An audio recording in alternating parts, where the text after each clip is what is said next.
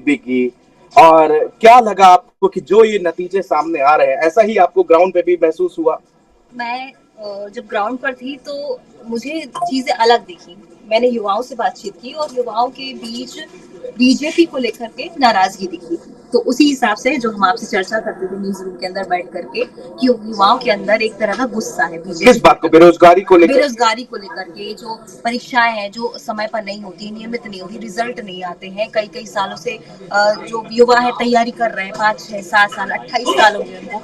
तो इसको लेकर के बहुत ही रोष दिखा था कि नहीं, अब मां आनी चाहिए। और जैसे मैंने युवाओं में जो हमारी सहयोगी श्रुति ने बात की, लाडली बहना, महिलाओं का सपोर्ट मिला है, दिख रहा है कहीं ना कहीं। लेकिन जैसे कि युवाओं में बातचीत की हमने युवतियों से, तो उन्होंने कहा नहीं नहीं, हमको लाडली बहना का ये 1,000 रुपए नहीं चाहिए, हमको तो रोजगार दो।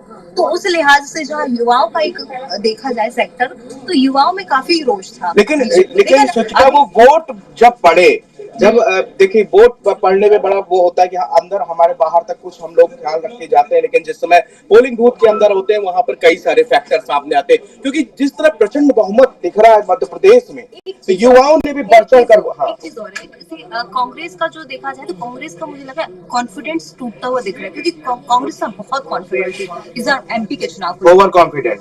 अब जो भी बोला जाए, कॉन्फिडेंट बहुत ही। राहुल गांधी ने स्टेटमेंट दिया था कि हमारे असेसमेंट के हिसाब से 150 सीटें एमपी में आ रही हैं।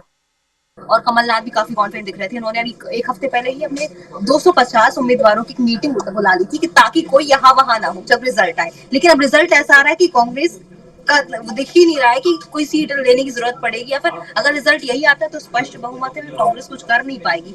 तो ये बहुत बड़ा झटका है कांग्रेस के लिए कि जो उसने सोचा था उससे उलट नतीजा। दरअसल कांग्रेस ने जो सोचा था वो हो बीजेपी के साथ रहा है। 150 सीटें कांग्रेस ने सोची थी। अब उस 150 सीटों के आंकड़े में फिलहाल जो रुझान अब तक मेरे पास दिख रहा है मुझे सामने, वो 157 सीटों के यहाँ पर बीजेपी मध्य प्रदेश में 157 सीटों पर 70 कांग्रेस है। छत्तीसगढ़ की बात कर लेते हैं तो 50 सीटें यहाँ पर भारतीय जनता पार्टी